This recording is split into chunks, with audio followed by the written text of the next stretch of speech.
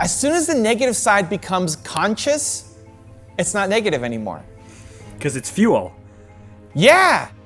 There must be times in the day or the week or the year where you feel like you failed. No? All the time, dude. Right now I feel like a failure. Why? Because I feel like we didn't get the juice out of the question. I take accountability. That's my fault. I'm not able to pull out what I'd like to pull out to make this episode and answer your question better. Yeah, I failed. I'm guessing. I don't know. You're guessing? You don't know how old your wife is? No.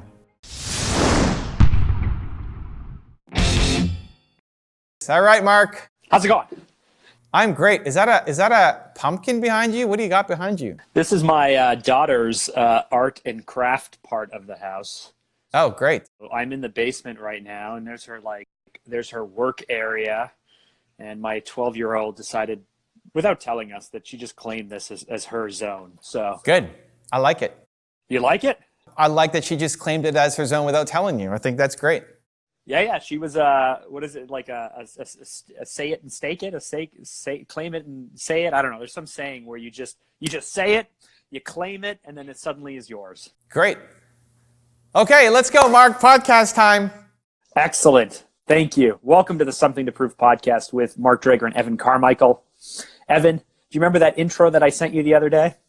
The new intro for the podcast? I don't have it memorized.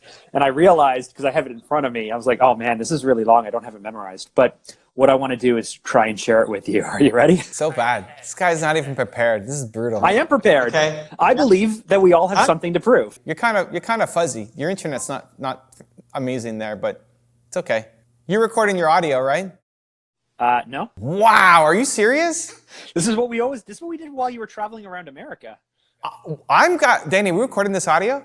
We have clean, crisp, TDS, Danny professional audio. We even have the big nasty in the house who's only listening to audio to make sure, because that's how we roll here. Big Nasty is there. The big nasty's in the house, yeah. Well, I set up my audio recorder. You have to share the background story for Big Nasty. Wow. I got a cover for you because you weren't prepared with good quality audio. Ask Danny. Instagram audio saved the first 4 minutes of the last recording when his equipment crapped out. Great. At least he tried, dude. At least he showed up with gear. You see your audio sucks right now because now it's spinning. Now it's spinning, Drager, with your crappy audio. We're going to have robot voice audio. Unbelievable, this guy. I got my audio going. Okay, Mark. Amazing. Well, let's kick it off for real this time. No, that's all staying in there. That's all staying in? The embarrassment is all staying in? There's no embarrassment here. Actually, this is. You should be embarrassed. No, this is the best, because actually the topic today we're going to talk about is about embarrassing moments and some fun things like this. This is the best. Are we ready to do this for real? Are we ready? Yeah, I'm ready. Okay. Go. Evan, we believe we all have something to prove to ourselves and to others. I'm not going to do this. This is so bad. Such a bad intro. So fake, man. We agreed we were going to come up with a backstory to explain what something to prove means. And now that I have it, now that I'm on the moment, I can't deliver it. I can't feel it. It's unbelievable. Just tap into it. Why are we doing this, Mark? We're doing this. We're doing this because I believe we all have something to prove. I can't do it without laughing now. But we all have something to prove. To ourselves, to the voice of doubt in our mind, to our uncles, to our cousins, to the high school bullies, we all have something to prove. And what we want to do is we want to be able to have a time where we can hang out with people, we can hit the topics that are really hard, we can have an open conversation, and we can all know that we're in this together. That is why we're doing this. I want to talk this week about limiting self-beliefs. Okay. The first time that I had ever heard this was from you, actually. A number of years ago, we were talking about things, and I was making an excuse for why I couldn't do something. And you're like, dude, it's just a story you tell yourself. And I said, no, you don't understand. I'm different. Like, this is really hard for me. And you were like, no. First of all, we all feel this. We all go through this. Everyone has a story that they tell themselves. You are not different. You are not unique. and like that. I don't remember any of this, but I'll take your word for it. Your response is what I remember the most. And Okay. it was the first time I'd ever heard of this idea of like a limiting self-belief, this thing that I tell myself that is a story I tell myself that is not real, that I've made up for myself at some point in my life, and it holds me back. The story I tell myself actually holds me back. Now, quick backstory. You've been working with a therapist. Which one? Wow. I've done so many videos recently with therapist stuff. Who are we talking about right now? Dr. Tess. Oh, Dr. Tess. Okay, you and her got into a tiff with Tess. It wasn't a tiff. It was so much fun. It was amazing. But you're working with Dr. Tess. Yeah. And I guess why don't you explain the last conversation you had in terms of how you're going to show vulnerability, and then I think this ties back to limiting self-beliefs. But Oh, dude, I don't remember. What's the conversation? Oh You tell my the goodness, you don't remember? This was like last Thursday or something, wasn't it? I don't know. Maybe. It was Friday, I guess, right? You went to the Okay. airport. Right before you went to the airport, you had a Yes. session with Dr. Tess. Okay, it's And- coming back. Great, excellent. Do you remember how you feel? She told you that there must be some negativity, there must be some pessimism somewhere within you, and you're just either afraid to show it, but it exists. Then you and me and her got into this fun back and forth on Instagram where I said Evan's negativity is something that he killed a long time ago. It doesn't exist. And your challenge was to show it more. Do you remember any of this? Kind of. Wow, come on, dude. This was 5 No, days I ago. remember. I remember that whole part, but I'm like, what I'm missing is the bullseye.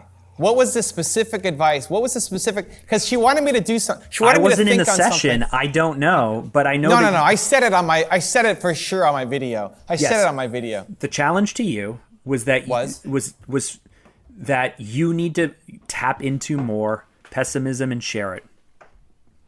That's the way I read it. That you're not willing to actually share to your audience the negative, pessimistic things. No, you're missing something. I'm not connecting to it. It's close enough for context purposes then. How about that? All right. Your negative Nah, thoughts. fine. I want to talk today about limiting self-beliefs. And Okay, great. the tie-in to this is that your superpower, what you have done for years, what you did in the dark, essentially, and then emerge as the person you are today to the public, you worked through limiting self-beliefs. You worked through negative thoughts. It's not that you don't have them. It's just maybe at this point you've been able to manage them better. You're able to cope with them. You're able to turn and attack them. So we look up to you because you're on the other side of things. But you started somewhere. And so I want to have a conversation about limiting self-beliefs. But more than anything, by the end of it, I want to know what yours are or were. Oh, okay, great. Good. Yes. Okay? Yep, I'm ready. So walk me through the last time you remember being brought down by a limiting self-belief. This is a terrible question because I just realized I asked you to remember something and your memory is terrible.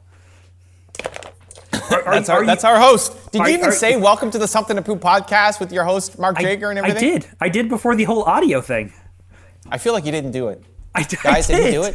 Did he do it? I did. Did he say welcome to the Something to Prove podcast with Mark Drager and Evan Carmichael? Yes, No. I did. Nobody remembers you saying that. You did not say that. I have a recording of it. If you're right, I want you to stick it to my face and I want you to put it in the podcast, like the actual clip. You want you to put the actual clip right there and say, see, Evan, I said it. Good? Welcome to the Something to Prove podcast with Mark Drager and Evan Carmichael. Evan, do you remember that intro that I sent you the other day? Evan, I said it. Go. Do you remember the question? Come on, man. Come on. The last time I got brought down by limiting self-belief, What are your current limiting self-beliefs? Do you have any? it's always that I don't believe in myself enough. Like Okay. that's always the game forever. Okay, give me more of a specific because So like being challenged to go and do the tour. okay. Like I need to charge for the tour. I need to charge for the tour. Come on, man. That was like 4 months ago. What are you working through right now? When I'm I don't know, bigger versions of it. I don't know. I mean, as soon as I catch it, I do it. That's the thing.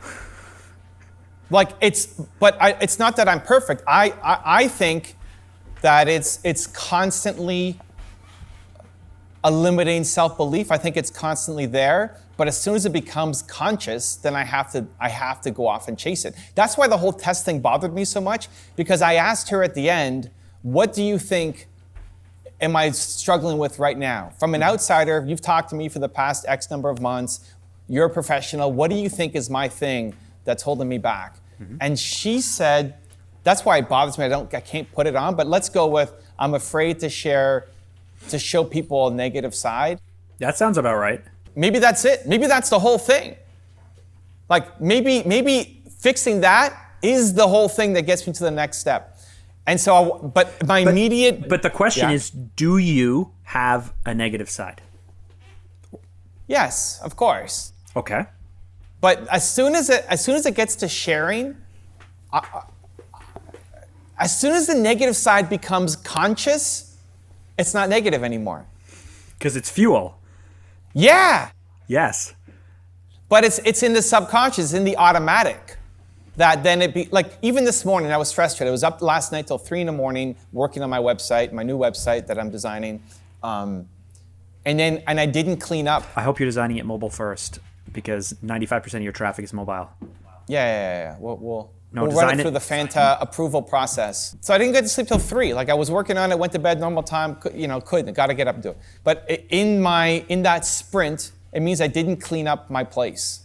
I didn't clean the dishes. There was some clothes in the office. Like, not how I normally leave things at night.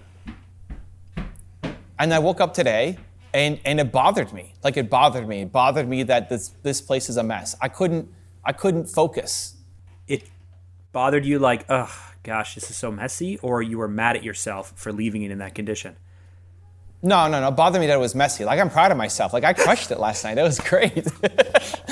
But I was bothered, like I'm trying to work and I can't because just the mess, the clutter distracted me and I couldn't.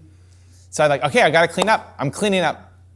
I got to clean up. And then Nina said, well, because Alex is supposed to come over, like you don't have to clean up for Alex. Like I know I don't have to clean up for Alex. This is for me. I need to clean up for myself because and then once I get started, I got to finish the whole thing. So I got to clean up the whole place. And then I shared that, once I was done, I shared the message in the car. They're like, hey, this is what I went through today. What do you guys think? Like, would you rather work in a clean place or messy? And I did a poll on my Instagram for people to vote. But as soon as I turned it into a message, into a sharing, it's like, this is awesome, right? So what's the negative that's not awesome for you? The automatic, the subconscious, like I was not happy. I'm looking at this mess and I'm not happy. And I'm also tired because I slept late. And now I'm off my usual schedule because I got to clean up the place, which is not part of my morning routine. And so it all fell apart because I have to focus on this thing. So did you get your son? Did you get your song? Did you get all that stuff in? I still did that, yeah. I still went. I still went and got my bulletproof coffee. I still did that. I didn't do the sweat and scare, so I didn't do my workout like I normally would. I didn't have the cold shower, but the first ones I did, and that's fine. But it was more like, it talks about the negative emotions. It was waking up and then wanting to start my day and looking at this mess, and it's not a disaster zone. Like Nina's like, what's the big deal? Like it matters to me. It matters to me that there's stuff flying around here. It matters to me, so I'm going to clean it up. And I'm going to fluff the pillows and put them just right and everything. Wow. Yeah. Wow. But I wasn't feeling happy in that moment. I wasn't feeling optimistic. I wasn't even telling myself, on the other side of this, I'm going to share this message and it's going to be great. So I just had to fix it. How do we get from where we are to where you are and it's automatic? What I'm saying, that wasn't automatic. But it's automatic now to you. It's you notice it, you caught it, you act. But 5 years ago, you weren't like this. 10 years ago, you weren't like this. You were a normal person at one point. So how do we... I was never normal. Don't insult me like that, Mark. You were normal. So how do we, as normal people, get to being super not bothered by these negative... Did we pull on that string enough? I feel like we didn't even uncover anything. Because you don't go there. You don't. You don't have any depth to this. Well, let's pull it out. This could be valuable. To say that I have no negativity is not true. Because okay. It's the automatic negativity when something bad happens before I catch it. Okay, so here's a question. Finish this sentence. Nothing is worse for me than when I feel. I like this. Nothing is worse. That's the best. Nothing is worse for me. Why are you when laughing? I feel. Why are you laughing? Okay. Because I love it. I love this exercise so much that I have a hard time connecting to it now. Nothing is worse for me. Worse for me than when I feel like I can't do something. Yeah, lack of belief. Okay, and in that moment, how do you feel? I feel like crap. Why? Because it conflicts against my identity. So you're lying. You feel like a liar or what? It feels like there's a toxin in my body that shouldn't be. Okay, and when was the last time this happened? With Tess. I don't know, maybe even today. I mean, consciously with Tess. Subconsciously, probably all the time. Here's the thing with you. You say it's like, oh, it feels, I feels like I want to do something. I don't have the belief that I can do it. It feels terrible. But I don't get the sense from you that it's actually terrible. I get the sense from you this is rocket fuel. Like you're like, I turn it into rocket fuel once it becomes conscious. right. But Like cleaning up the condo became the best thing of all time, and I'm But great. that's such a doing it. small little thing, right? Like that's a No, well, frustration. I tried That's to pull not something that's not today.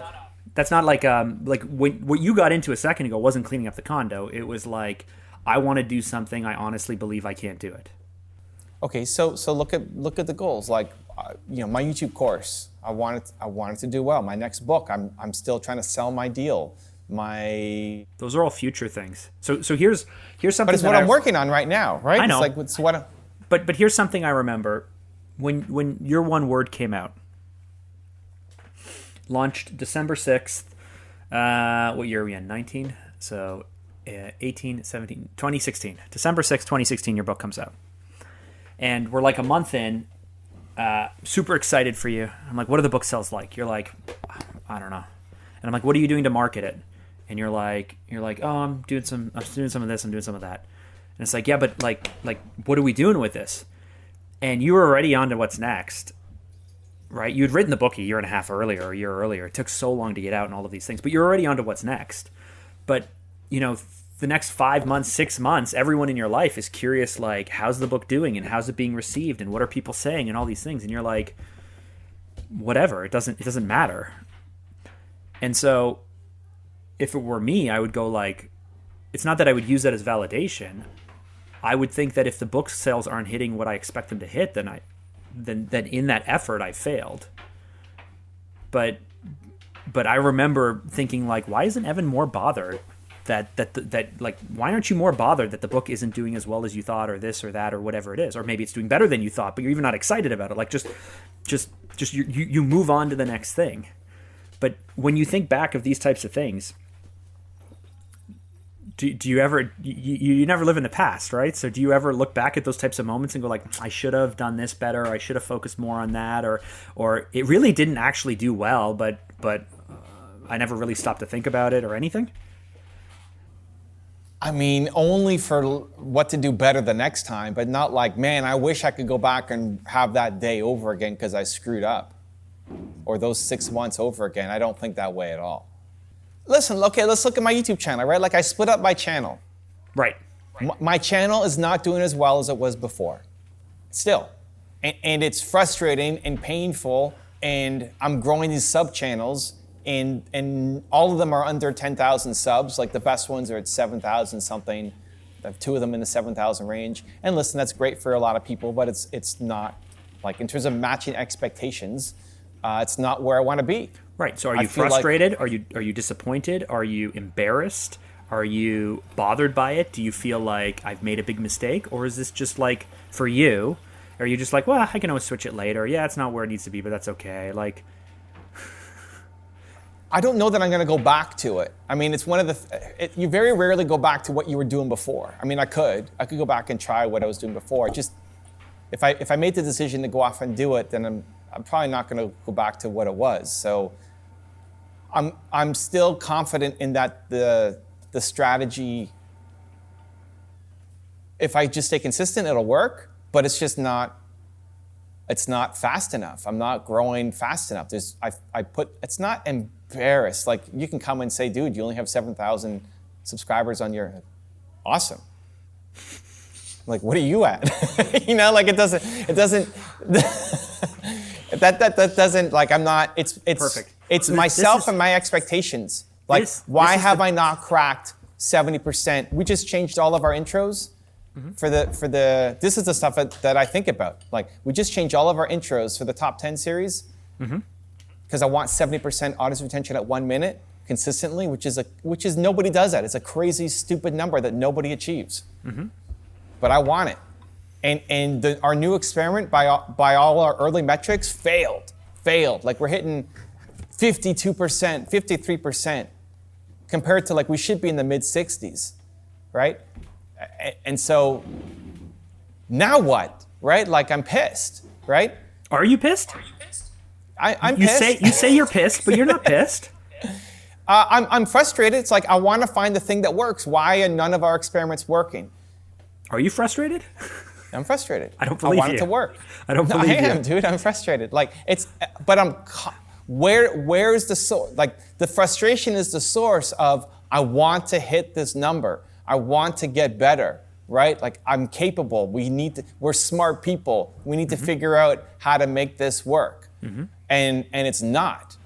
Now, anybody else looking at it is like, dude, like, you're crushing it. You've got, yes, great. We're among the best. Awesome. We suck. Let's go, right? Okay. So so ultimately, what you're demonstrating is how far on the other side you are of this, where something negative happens, you can reframe it, or you can use it as rocket fuel, you can catch it, and you can move forward with it. So for those of us who still tell ourselves the stories we shouldn't be telling ourselves, those of us who get down or in a funk or get super excited and fueled by something, and then it starts to get hard, and then we start to question if we have it or not, how do we get from where we are to where you are? I think when you can find it consciously, when you can consciously identify that this is a thing that I'm struggling with, it's my story, that's when you can make a shift. And I think the more that you make the shift consciously, the more you'll automatically find it. So whatever you're struggling with right now, here's the thing, I don't sit on something, right? I think that's the big, right? So if I'm frustrated, if I catch my frustration on something, I want to get better audience retention at 1 minute. Awesome. Then I'm working on it, right? As soon as I catch it consciously, I'm working on it. So as soon as you catch the thing that you're frustrated by, you start working on it. This is the best. I'm going to solve this. Let's go. We're not sitting. We're not dwelling. We're not. Because the more you do that, then you teach yourself that when I find a problem, I sit on things and I dwell and I complain. And so how do you feel about exercises like, Tony Robbins or Dean Graziosi? I'm listening to his Millionaire Mindset book on tape. I said that the other day. Book on iPhone or whatever you call it, audiobook. And so they, both of them talk pretty heavily about the really subtle things we say to ourselves and how much that sets a belief around who we are and our limitations and what we can do or can't do, and if we only had this or if we only had that. And their recommendation is just to say, like, just say the opposite. Just say it. I was listening to Impact Theory with Rachel Hollis. She said she writes a book in her journal every day. In present, she writes where she wants to be in a year, but as if she already has it today. And she just says, I have this, and I do this, and I'm this type of person. You've been challenging me for months to say yet, I love challenges, or I don't get stressed out, and I don't get anxiety, and I'm not good at it yet. Do you believe all this? Is that the secret to turning you into who you are? I think you need to have belief in the thing that you're saying. So I think if you don't believe it, then it's not going to mean anything. I think if you write down some positive affirmation on, like, I'm a millionaire, but there's zero part of you that believes that, I don't know that serves you. I don't know. I don't know if this serves you, but I don't think, at least for me, it's not the path through. When I somebody asked me, who was I talking to? Anna Anna, our friend Anna from Mastermind, I ran into at Whole Foods when I was getting my coffee yesterday. Super spontaneous. And she asked me, hey, you're back from your tour. What was the best part? Breaking your neck. Breaking my neck. He's like, oh, that's a really positive approach to take. Like, it's not a positive approach. Like, it is. It's the actual best part. Like, that was the best. I'm so pumped for that thing. It's the best. Right. It really is. It's not just some, like, story, right? It's the best. Listen, it still hurts. Like, doing this still hurts. It still hurts. I went to the hospital yesterday. No, but I have to. That's the path through. I love it so much. That's the path through, too, by the way. My physiotherapist, because I was afraid, like, oh, I took my cast off. Like, what can I do? It's like, no, when it hurts, that means you're doing the right thing. You have to push through the pain. Like, oh, I can do that. That's great. But the doctor yesterday said this takes like half a year to start feeling normal. If you're still doing everything, like, I need to do multiple times a day. I need to do my physio. But it's the best. You just need to figure out why. And the path that I see through, and when I'm coaching or helping other people, it's usually through one of service.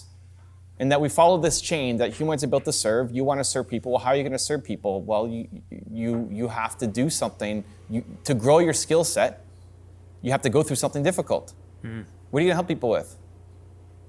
With their pains and struggles. If you haven't been through it, you can't help them. You can be a kind ear, empathy, but you can't actually help them unless you've gone through it. So the more you go through, you climb another step on the staircase and you can pull somebody else up. And then people then will often say, well, that's hard. It's like, great, you do hard things. So there you go. So that's the like, oh, tell yourself I'm the type of person who does hard things. But you actually are. Like, there's a kernel of truth. Like, it's believable. You just have to unpack the pile of crap that's on top of you because everybody says, oh, it's hard, so I give up. No, you actually do hard things. Like, your self-respect comes from doing difficult things. You don't want to photocopy your life every day. You don't want the same day you had yesterday. You just don't. You don't want to sit on a beach every day and be served cocktails. You don't. You do not want that life. You don't want easy. You want hard. You like hard. You do hard things. Right. And then somewhere inside, like as I talk people through, it's like, yeah, they don't fully buy in. No way. But like 5%, that's all I need. Like the 5% crack, you just have to have a kernel of truth. Because if you say I'm a millionaire, it's like, okay, I'm not. You know, like if people they're not gonna buy into it. There's no kernel of truth. But if they say, you know what, I do like hard things. Then the next time you say, I'm not gonna do it because it's hard, well, you might catch it. But the thing with the millionaire is, I don't think you just say I'm a millionaire. I think the idea behind it is, you know, when we went to Tony Robbins, and he takes you through these exercises where he asks you, and he spends enough time asking you to imagine your life in that situation, good or bad, and to feel it, and to feel what it feels like to be that person. If you write down, you know, I'm a millionaire, and then you think, what does it feel like to be a millionaire? What kind of security do I have? And what kind of decisions would I make? And how would I invest this money that I have? And what kind of new like areas would I go to or invest in, or what would I do? That feeling that you want, we talked about it a bunch of months ago, the idea of tasting it, that feeling of getting it and wanting it and having confidence that it will happen, surely shapes the type of decisions you make. That last thing that you just said, confidence that it will happen, the belief that it will happen, the belief that it's possible. However you get to it. That's why I think if you're just writing stuff down but you don't believe any of it at all, there's no kernel of truth, then it's not going to serve you. Mm-hmm. But whether it's going to be through meditation or through a guided exercise from Tony or a phone call with Mark Drager that'll change your life, or telling yourself that it's hard and I do hard things, like whatever. You have to have a kernel of belief that the next stage of your life is possible. And that's all you need, because if you have that kernel and then you start recognizing things, then that kernel slowly starts building and growing and growing and growing and growing and taking over. And so I know that believe is your one word. That kernel of belief is your one word. You got it from your parents. You've shared this story a bunch. For you, what are the moments or the times or the things that lead you to not believe? When I'm challenged with something that is outside my comfort zone. But you still want it. Because if it's outside your comfort zone and you don't want it, you don't care. As soon as it becomes conscious, I want it. But the default reaction is subconscious and scared. I think that's normal. I think that's everybody. I think when there's something new and scary, you're meant to be scared. But if you can move that to the conscious, say, I do scary things. I love scary things. You fight against your own biology because it's actually what you want. So do you love scary things? I love scary things. Do you? Yeah. What do you love about them? That it's a chance to get to grow, to show myself what I'm made of. Because I don't want to photocopy my life every day. There must be times in the day or the week or the year where you feel like you failed. No? All the time, dude. Right now I feel like a failure. Why? Why? Because I feel like we didn't get the juice out of the question. We didn't because you're still like you still scratch the surface. You're right. Like dancing around it. I agree, and I think that's me. I take accountability. That's my fault. I'm not able to pull out what I'd like to pull out to make this episode and answer your question better. Yeah, I failed. I'm failing all the time. I'm a walking failure. And do you show it? Or do you hide it? What are we doing right now? This is it. You wanted to move on to the next part. I'm like, no, I don't feel like we got something out of it. He's like, well, because you have no depth. Awesome. Like, help me. Is that showing it? I don't know. Like, I think the best way that I show it is through by stuff like this. Like, why do the doctor tests? When you said your therapist, like which one? Because I've done so many therapy sessions on camera. See, I struggle so much because we've had conversations where you're like, I don't want to tear you down, right? Like I don't want to be like, here are the 7 ways that I think you should think less of yourself, because it's terrible. But we're in Tony Robbins walking around, and you should be famous. People should know you. People should recognize you. People should want to talk to you. And we walk around and one person says hi and no one notices you. No one knows who you are. People who came up to you were like, oh, I recognize the shirt. Or, oh, you're that top 10 guy. And I'm like, no, he's not that top 10 guy. He's Evan Carmichael. And it doesn't bother you, and it bothers me. I feel like you're failing because they should know your face and your name and the value you bring, not just the airplane, which obviously means that the branding is working and that's fantastic. But like to me, I'm like, no, that means you're failing, and you're like, no, it doesn't. It just means that my videos are doing a great job. So it's both, man. Like, yes, I'm doing a great job, and I'm failing. And does it bother you? Yes. No, it doesn't. It doesn't bother you at all. But so I don't sit in it. So like I failed here, right? I can't answer your question. I'm doing my best. I'm open to doing anything, like hypnotherapy with Marissa Peer. Like, here we go. Let's go under and do whatever you all on video, right? Like it's gonna go up exactly as I'm an open book in that you want to ask me a question, I'm gonna do my very best to try to answer it authentically. Even if I'm struggling and stumbling, and hopefully in that process, either something gets uncovered or I slowly learn what I need to learn and hopefully gives permission to people watching and brings some kind of value to them.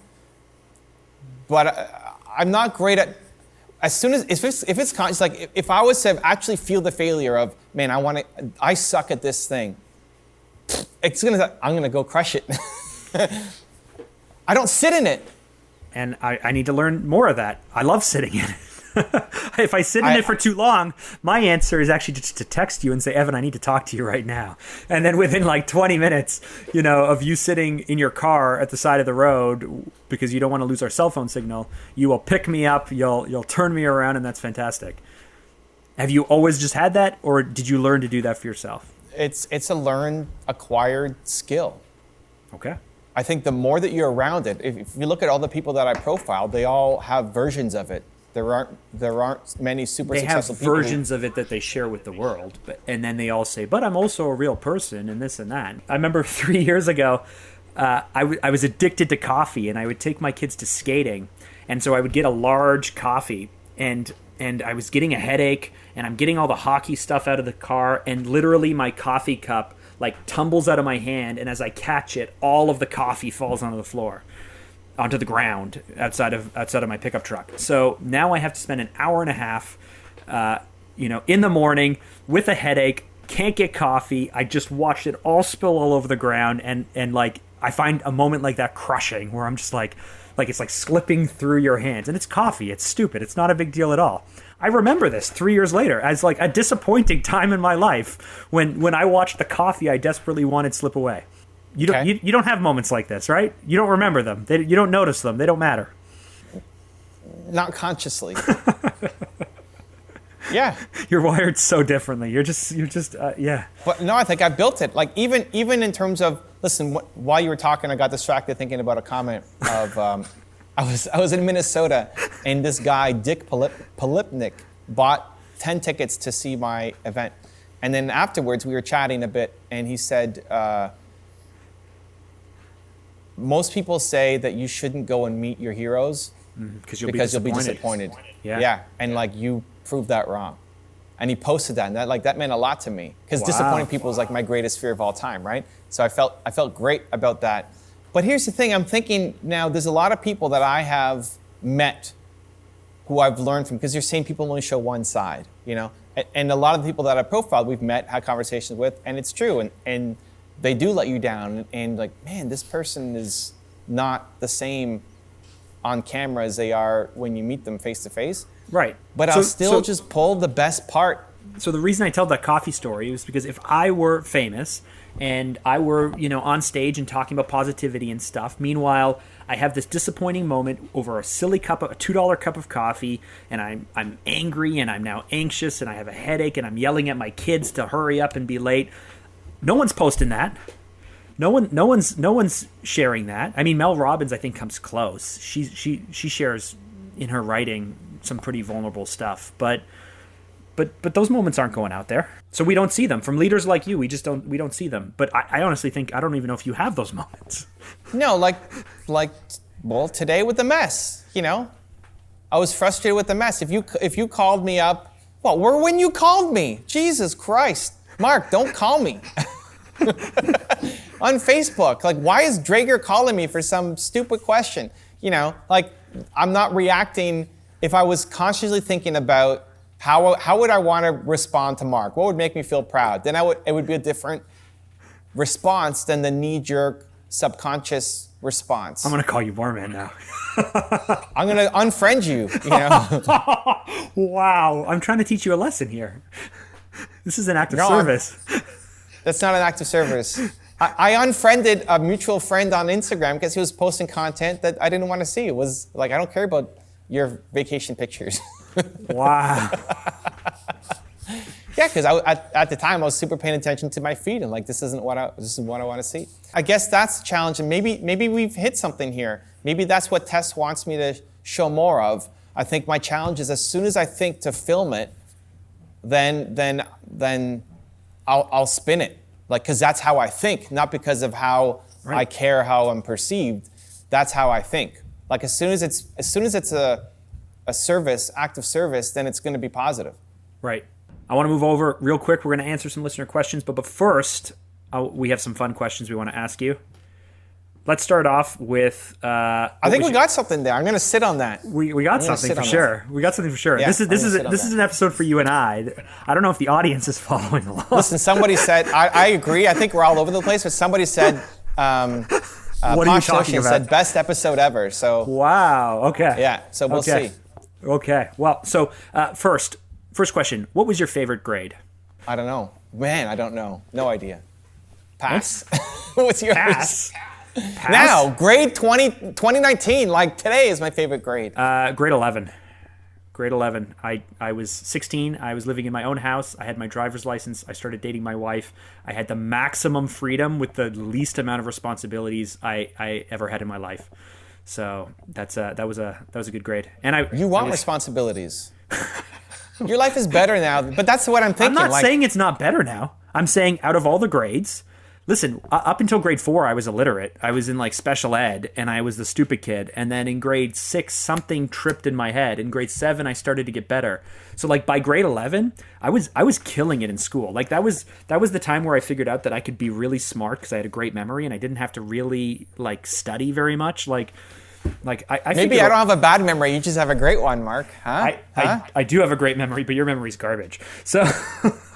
My favorite grade is 2019. That's my favorite grade. 2020, you mean? No, 2019, right now. 2020. Right now is 2020. Now. Today is 2020. Let's go.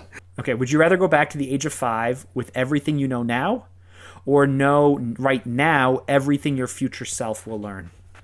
I would probably go back. I'd go back to age 5 with everything that I know now. Wow. Could you imagine 5-year-old Evan? I'd be crushing it. That would be amazing. I think actually I know you did go see a childhood psychologist, but I think there'd be more studies done on you. No, but I just know, like, you guys just wait. My time's coming. This is going to be great. Everything I know now, when I'm 5, I mean, it'd be a frustrating bunch of years, but I would go sit down with my parents. My parents are super supportive. Like, guys. You'd say thank you. You'd just be like 6. You walk in, you'd be like, you know what? Thank you for what you're going to do. No.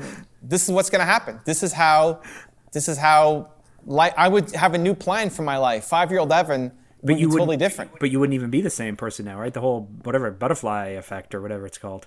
Sure. But I would sit down and create a new roadmap for my life. And I'd go and sit down with my parents and we would make that happen. Yeah, that'd be amazing. I like that. So here's what I think. I don't think I would want to go back to being 5 because at 5 I was happy, but from the ages of 7 to 15 was like really hard. You like hard things, right? But I'm also afraid to know everything my future self will learn because I imagine I'm going to learn a lot of heartache and other things in the future, and I'm not sure that I want to know all that stuff now. So both of them terrify me. That's true. I'd have to go find how much older am I than Nina? I don't know. I'd have to go find like 1-year-old Nina in China and and go say hi. Is she 4 years younger than you? I'm guessing. I don't know. You're guessing? You don't know how old your wife is? No.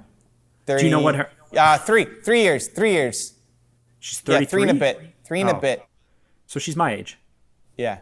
I don't know. How old are you? You're 36? I turned 36 in March, yeah. Oh, okay. Oh, March 1. She's the 15th, I'm the 24th. Okay, there you go. Yeah, you're basically the same. See, we know this about each other, but you don't remember it about either.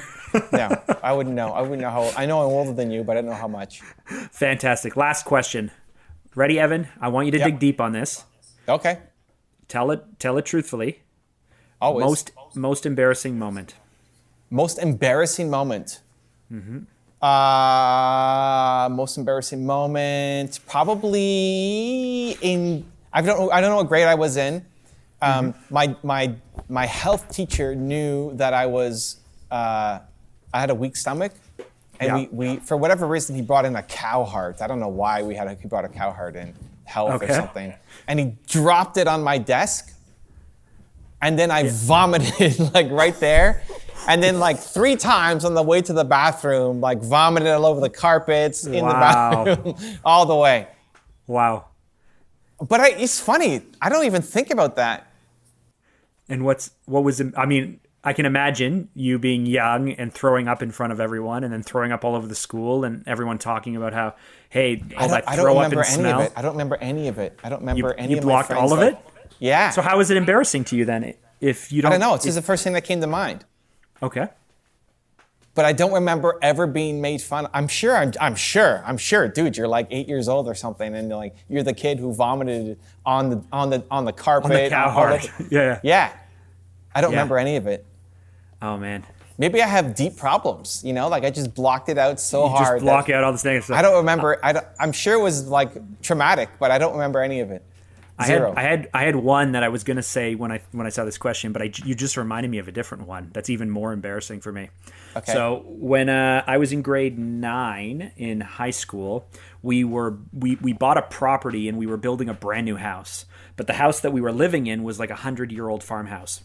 And what we didn't realize, because it was our first spring, was that skunks would crawl under the crawl space of the house and then get stuck.